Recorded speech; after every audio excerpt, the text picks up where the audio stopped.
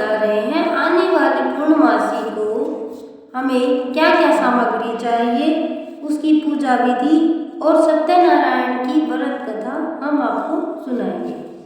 तो सामग्री क्या क्या चाहिए वो हम आपको बता तो सुनिएगा।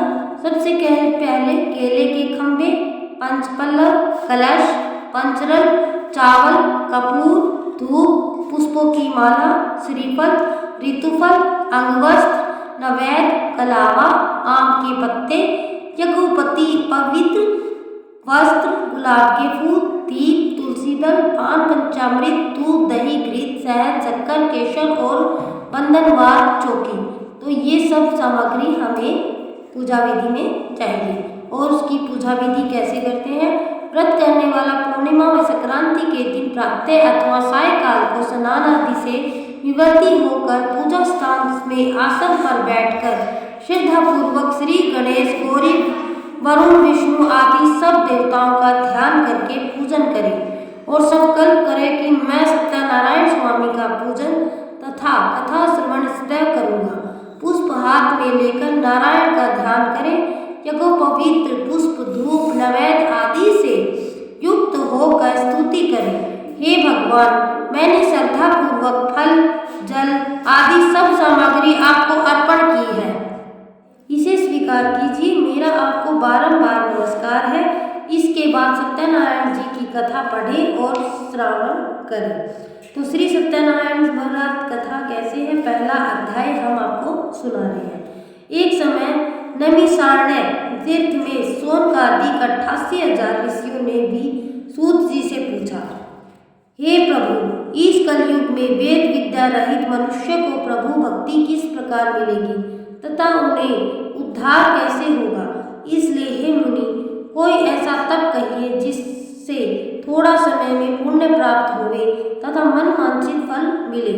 वह कथा सुनने की हमारी इच्छा है।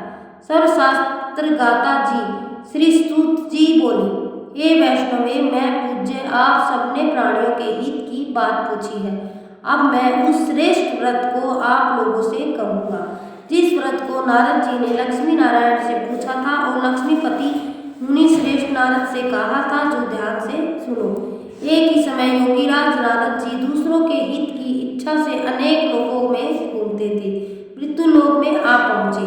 यहाँ अनेक योनियों में से जन्मे हुए प्राय सभी मनुष्यों को अपने कर्मों द्वारा अनेक दुखों से पीड़ित देखकर सोचा, किस यत्न के करने से निश्चय ही प्राणियों के दुखों का नाश हो सकेगा। ऐसा मन में सोचकर विष्णु लोक को गए। वहाँ श्वेत वर्ण और 4 भुजाओं वाले देवों के ईश नारायण को देखकर, जिनके हाथों में शंख, चक्र, गदा और पन्ना थे तथा वरमाला पहने हुए थे, स्तुति करने लगे, हे भगवान, आप अत्यंत शक्ति से संपन्न हैं। मन तथा वाणी भी आपको नहीं पा सकती। आपको आदि मध्य अंत नहीं है। निर्गुण स्वरूप सृष्टि के आदि भूत व भक्तों के दुखों को नष्ट करने वाले हो, आपको नमस्कार है। नारद जी इस प्रकार की स्तुति सुनकर विष्णु भगवान बोले, हे मुनि श्रेष्ठ, आपको मन में क्या है? आपको किस काम के लिए आगमन हुआ है, निसंकोच कहो।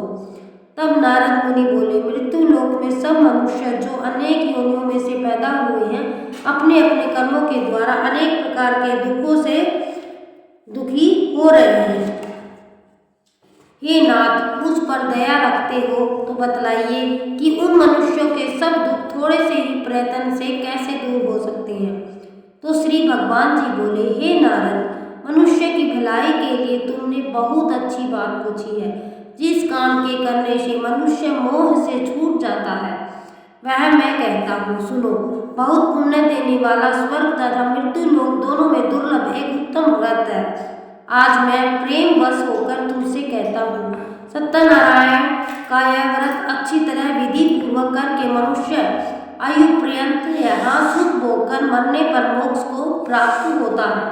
श्री भगवान के वचन सुनकर नारद मुनि बोले कि उस व्रत का फल क्या है, क्या विधान है और किसने ये व्रत किया है और किस दिन यह व्रत करना चाहिए, विस्तार से कहिए। भगवान बोले, दुख शोक आदि को दूर करने वाला, धन धान्य को बढ़ाने वाला, सौभाग्य तथा संतान को देने वाला यह व्रत सब स्थानों पर विजयी करने वाला है। भक्ति संतान को देने वाला यह व्रत सब स्थानों पर विजयी करने वाला है। भक्ति और श्रद्धा के साथ किसी भी दिन मनुष्य श्री सत्यनारायण जी के प्रातःकाल के समय ब्राह्मणों और बंधुओं के साथ धर्मपरायण होकर पूजा करें। भक्ति भाव से नैवेद्य केले का फल, घी, दूध, गेहूं का चूर्ण सवाया लेवे। गेहूं के भाव में साठी का चूर्ण, शक्कर तथा गुड़ ले और सब भक्षण योग्य पदार्थ जमा करा के भगवान को अर्पण कर देवे तथा बंधुओं को सहित ब्राह्मणों को भोजन करावे। पश्चात स्वयं भोजन करें। नृत्य, गीत आदि का आचरण कर सत्यनारायण भगवान का स्मरण करते हुए समय व्यतीत करें। इस तरह व्रत करने पर मनुष्यों की इच्छा निश्चय ही पूरी होती है। विशेषकर कली काल में भूमि पर यह मोक्ष का सरल उपाय है। तो ये थी हमारे सत्यनारायण भगवान की विधि, व्रत विधि। तो कृपा करके आप पहले अध्याय को मैंने आपसे बताया है, तो आप इसको पढ़ना